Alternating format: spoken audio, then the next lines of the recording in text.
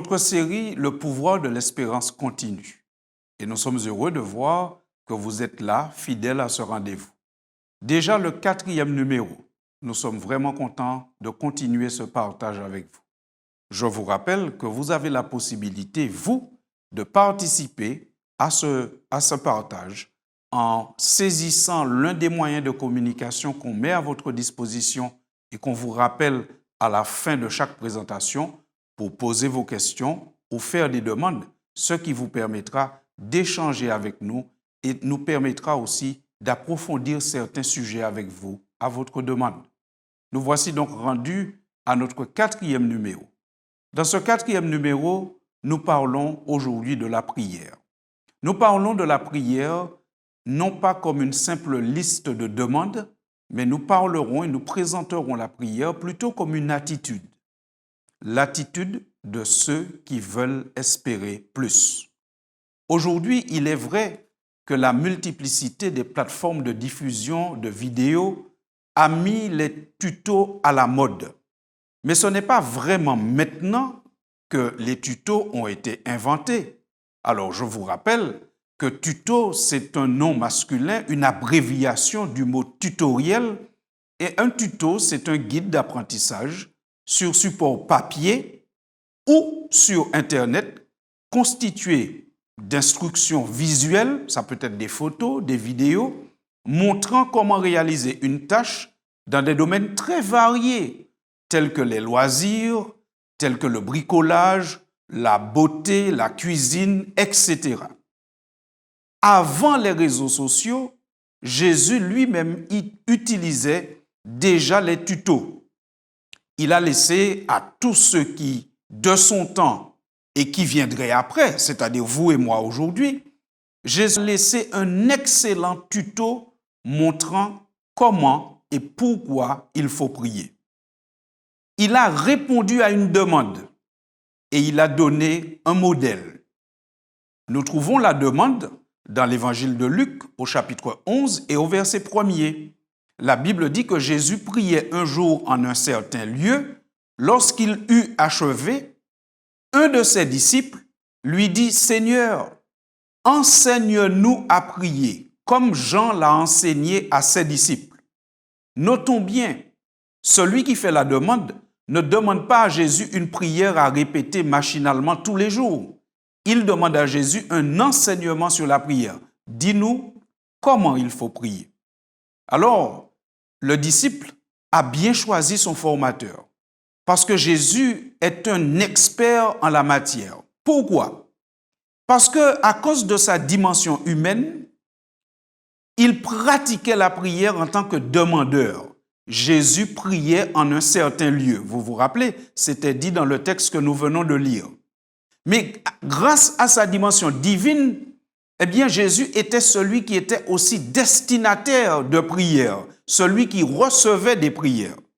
Dans Luc, par exemple, au chapitre 11 et au verset 12 et 13, la Bible nous dit « Jésus était dans une des villes et voici un homme couvert de lèpre, l'ayant vu, tomba sur sa face et lui fit cette prière « Seigneur, si tu le veux, tu peux me rendre pur. » Et la Bible dit que Jésus étendit la main, le toucha et dit « Je le veux, sois pur. » Aussitôt la lèpre le quitta.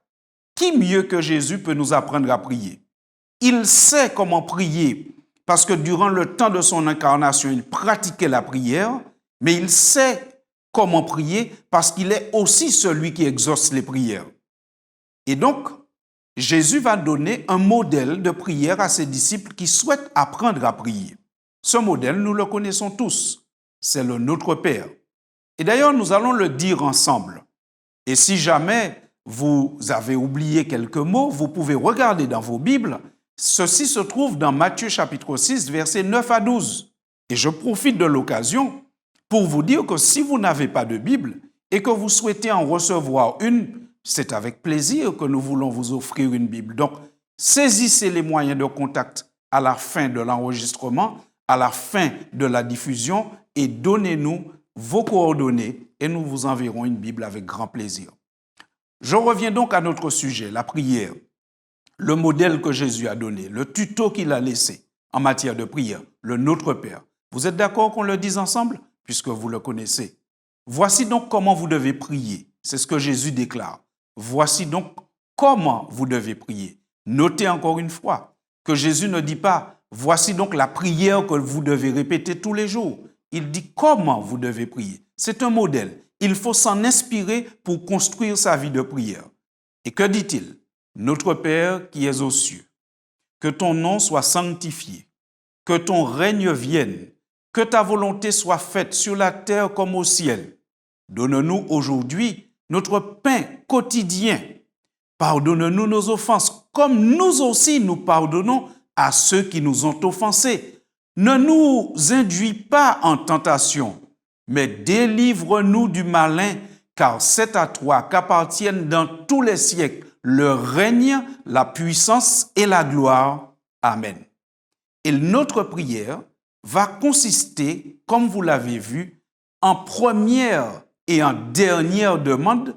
En première et en ultime demande, c'est que ton règne vienne, que ta volonté soit faite sur la terre comme au ciel. Celui qui prie a un désir profond, qui est la base, le début et la fin de sa prière. C'est que Dieu règne, c'est que sa volonté soit faite sur la terre comme au ciel. Sans oublier nos besoins matériels et physiques, notre premier désir dans notre prière, c'est l'établissement du royaume de Dieu et l'accomplissement de sa volonté sur terre. La priorité dans la prière, c'est être en relation avec Dieu, être tous les jours avec lui, lui ressembler et participer à ce que sa volonté sur terre se fasse. D'ailleurs, même quand on demande des choses matérielles dans la prière, regardez comment Jésus introduit la demande des choses matérielles. Donne-nous aujourd'hui notre pain quotidien. Il demande le pain quotidien. Cela signifie que la demande aussi sera quotidienne. Il ne demande pas une réserve de pain pour une semaine ou pour un mois, comme s'il aurait prié pour le mois. S'il demande le pain quotidien, ça veut dire que chaque jour, il reviendra prier. On voit ici que même dans la demande matérielle, il y a là la notion d'une relation permanente avec Dieu. La prière, c'est donc le désir de ressembler à Dieu.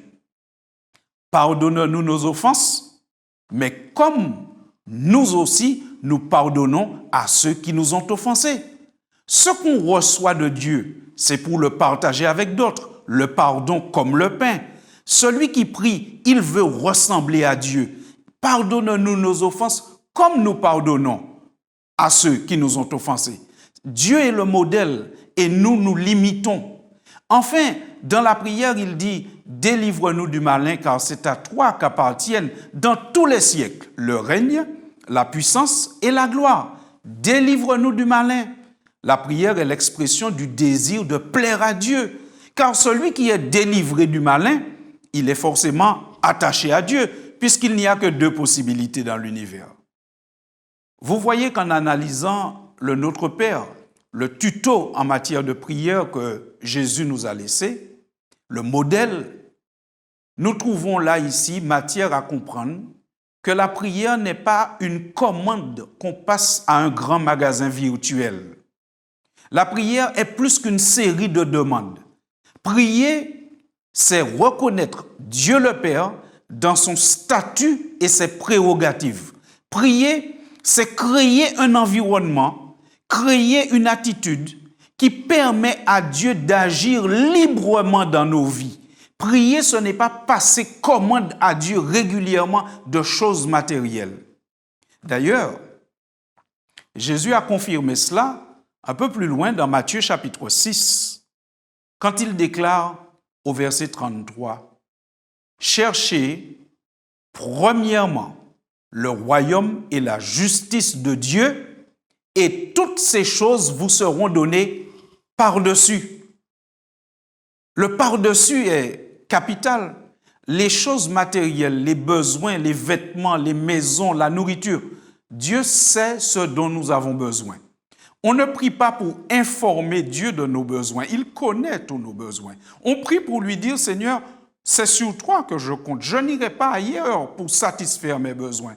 Tu as l'autorisation et le droit d'intervenir dans ma vie comme bon te semble. Prier, c'est donc créer un environnement où nous participons à l'établissement du règne de Dieu et où nous ouvrons toutes les portes, même les fenêtres de nos maisons, pour que Dieu y entre et fasse sa demeure et agisse dans nos vies comme bon lui semble. Donc par conséquent, la première démarche et la démarche la plus importante de la prière, ce n'est pas de dire à Dieu tout ce dont nous avons besoin, c'est de lui faire une place dans nos vies. D'ailleurs, lorsqu'on va dans le livre de l'Apocalypse, livre consacré à révéler les choses de la fin des temps, et nous croyons que nous avons tous les signes qui nous indiquent que nous sommes dans la fin des temps. Jésus parle aux chrétiens, aux croyants de la fin des temps. Et Jésus leur dit quelles sont les attitudes, les démarches, les choses à mettre en place dans leur vie pour que Dieu puisse agir pleinement. Et nous avons besoin que Dieu agisse pleinement dans nos vies par les temps qui courent. Nous trouvons cela dans le livre de l'Apocalypse au chapitre 3 et au verset 18. Jésus va nous dire qu'il y a 3 choses que nous devons avoir dans nos vies, cultiver pour que Dieu puisse agir librement dans nos vies. Il dit, je te conseille d'acheter de moi de l'or éprouvé par le feu, c'est la première chose, afin que tu deviennes riche. Ensuite, la deuxième chose est des vêtements blancs, c'est la deuxième, afin que tu sois vêtu et que la honte de ta nudité ne paraisse pas. Et enfin, un collier pour oindre tes yeux afin que tu vois. 3 choses à avoir. De l'or éprouvé par le feu, le vêtement blanc et un collier. Vous avez compris qu'il s'agit là de 3 symboles. Mais ces 3 choses sont symboles de quoi? Alors, l'or ici, recommandé comme ayant été éprouvé par le feu qu'on doit acheter, mais vous avez remarqué, ce n'est pas au magasin du coin qu'on achète cet or, c'est à Jésus, parce qu'il a dit « achetez de moi ». Donc, il faut chercher le sens de ce que ça veut dire. Que représente cet or éprouvé par le feu? Cet or éprouvé par le feu ici est un symbole, le symbole de la foi et de l'amour que les épreuves de la vie, les expériences de la vie ont purifié. C'est ainsi que l'apôtre Pierre nous donne l'explication dans 1 Pierre 1 au verset 7. Il dit, afin que l'épreuve de votre foi, plus précieuse que l'or périssable, qui cependant est éprouvée par le feu, ait pour résultat la louange, la gloire et l'honneur lorsque Jésus-Christ apparaîtra. La foi qui est convenable et correcte, c'est celle qui résiste aux épreuves de la vie. Beaucoup de bijoux ressemblent à de l'or, mais ce n'est pas de l'or, c'est du chrysocale. Et vous savez que le chrysocale, quand il est mis à l'épreuve de la transpiration, du temps, des jours qui passent, le chrysocale change d'aspect et il devient même irritant, ça vous gratte le cou. Alors que l'or, même si on transpire dedans, même si l'or reste des jours et des jours, ça ne change pas d'aspect et ça n'irrite pas la peau. La foi véritable, elle est comme l'or éprouvé. Même quand il y a des épreuves, nous gardons la foi et nous gardons le cap. Ensuite, il a parlé d'un vêtement blanc. Ce vêtement blanc, c'est la pureté du caractère. Le caractère dans lequel le Christ se voit. Celui qui a un vêtement blanc, symboliquement, dans le livre de l'Apocalypse, c'est celui qui confesse son péché et qui croit fortement qu'il est pardonné. Dans le psaume 51, nous avons là le récit de la confession de David après qu'il ait commis toute une série de péchés. L'adultère, le mensonge, le meurtre, etc. Et quand il confesse son péché, voilà ce qu'il dit. Il dit, « Ô Dieu, aie pitié de moi dans ta bonté. Selon ta grande miséricorde, efface mes transgressions. Lave-moi complètement de mon iniquité et purifie-moi de mon péché. Purifie-moi avec l'hysope et je serai pur. Lave-moi et je serai plus blanc que la neige.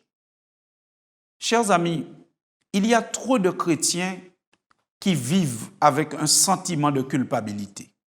Lorsque nous avons confessé un péché de la bonne manière, c'est-à-dire que nous sommes allés à Jésus et que nous avons eu un tête-à-tête avec lui et que nous lui avons confessé notre péché, si besoin, nous sommes allés vers ceux que nous aurions offensés et nous avons fait le point avec eux. Lorsque nous avons fait ces démarches, nous devons nous sentir pardonnés, délivrés et libérés. Celui qui ne se sent pas libéré, délivré, après avoir fait cette démarche sincèrement, c'est parce qu'en quelque part, il doute de la parole et de la puissance de Jésus à nous restaurer lorsque nous confessons. Parfois, Dieu n'agit pas dans nos vies parce que nous sommes timides. Nous ne croyons pas que nous avons été pardonnés et nous n'osons pas nous présenter comme chrétiens, nous n'osons pas nous affirmer comme chrétiens dans notre relation avec Dieu. Oui, mes chers amis, il faut croire que nos péchés sont pardonnés lorsque nous avons confessé comme il faut. D'ailleurs, dans le livre de l'Apocalypse, nous avons cette autre explication du vêtement blanc.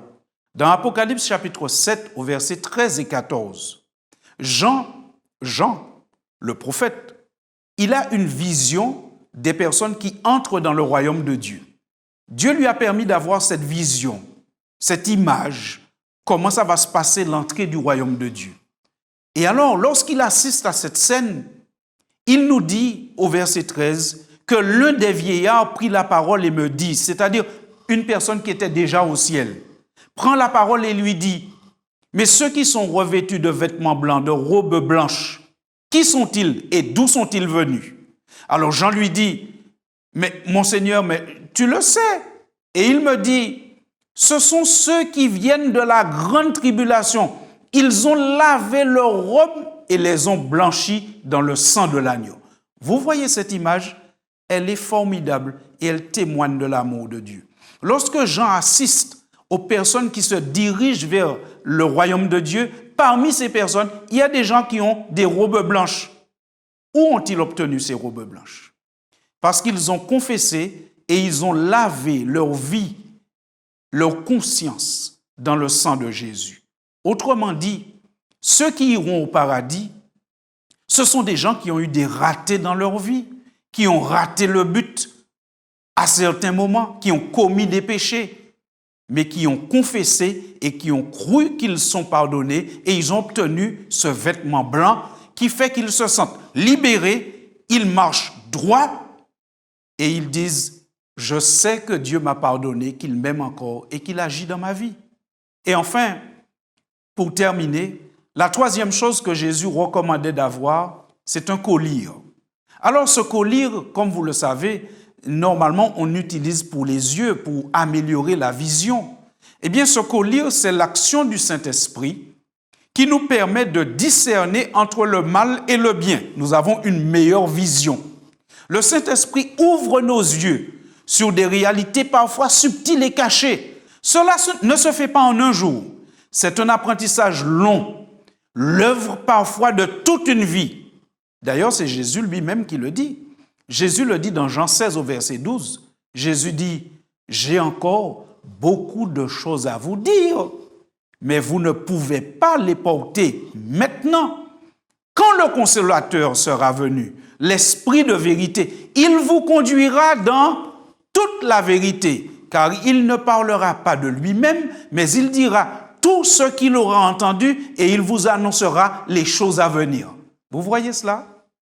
Jésus disait à ses disciples, « J'ai encore beaucoup de choses à vous dire, mais vous n'êtes pas encore prêts. » Cela signifie que l'apprentissage spirituel ne se fait pas tout en un jour. Il y a un cheminement, une progression qu'on appelle sanctification. C'est l'œuvre de l'Esprit. Ça prend parfois du temps. Mais ce qui compte, mes chers amis, c'est d'entrer dans la démarche. Si on ne commence pas, on ne finira jamais. Vous êtes bien d'accord?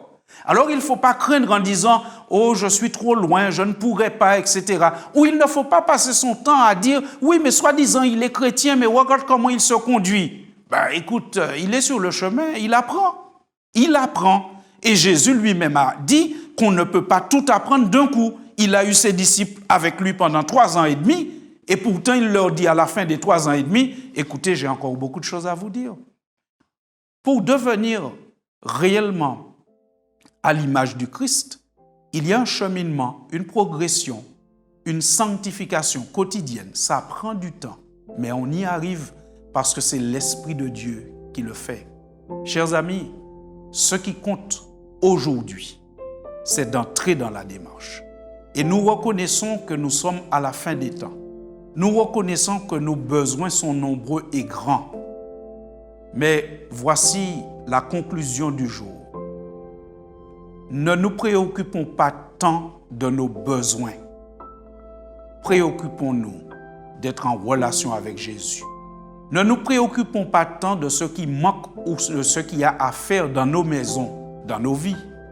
Préoccupons-nous de faire entrer Jésus. Et une fois qu'il sera là, il nous aidera à faire le ménage. Il nous aidera à réparer ce qu'il y a à réparer. Il nous aidera à mettre de l'ordre. Il aidera à ce que notre maison, notre vie, prenne du sens et soit une maison accueillante, une vie agréable où le Seigneur prend plaisir. Je souhaite vraiment que Dieu nous bénisse, mais surtout, je souhaite qu'aujourd'hui, nous puissions entrer dans la démarche.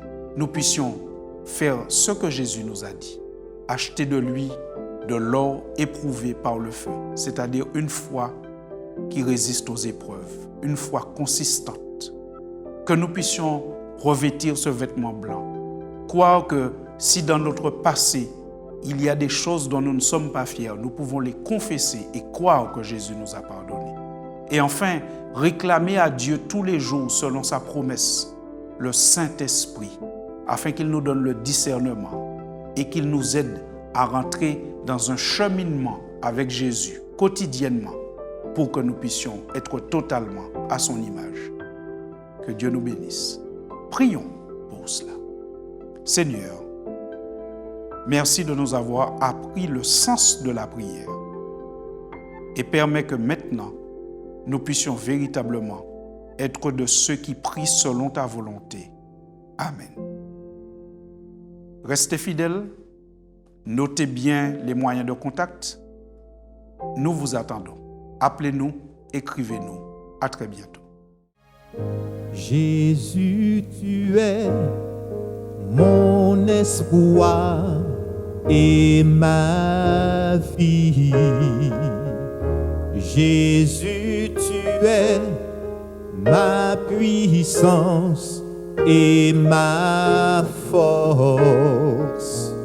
Tu es le seul Seigneur qu'aime mon cœur. Jésus, tu es ma puissance et ma gloire. Jésus, tu es mon espoir et ma vie. Jésus, tu es ma puissance et ma force. Tu es le seul Seigneur qu'aime mon cœur. Jésus, tu es ma puissance et ma gloire. Jésus, tu es mon espoir et ma vie. Jésus, tu es ma puissance et ma force. Tu es le seul Seigneur qu'aime mon cœur. Jésus, tu es ma puissance et ma gloire. Jésus, tu es mon espoir et ma vie. Jésus, tu es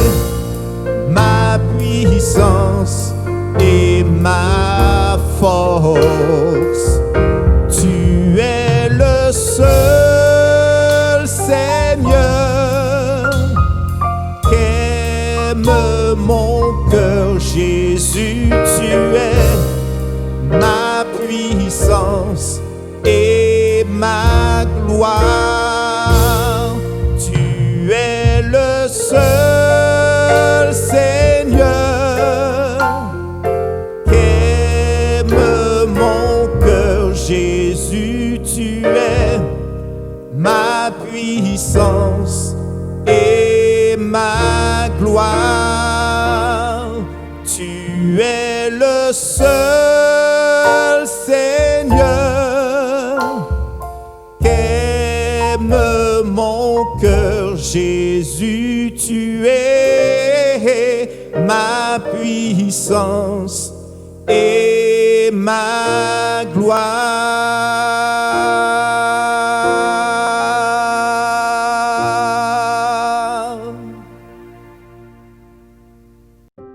Appelez le 08 05 288 389 chaque jour de 9h à 21h.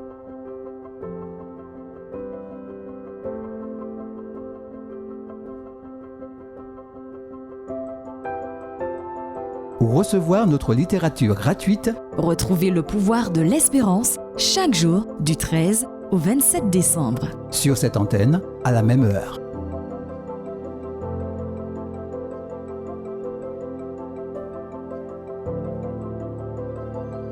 Vous avez apprécié cette émission? Visitez-nous au www.lepouvoirdelespérance.org.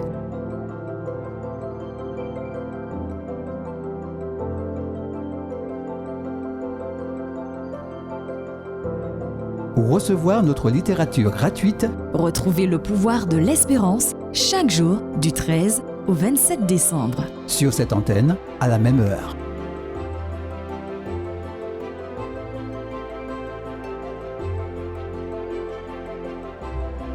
Appelez le 08 05 288 389 chaque jour de 9h à 21h.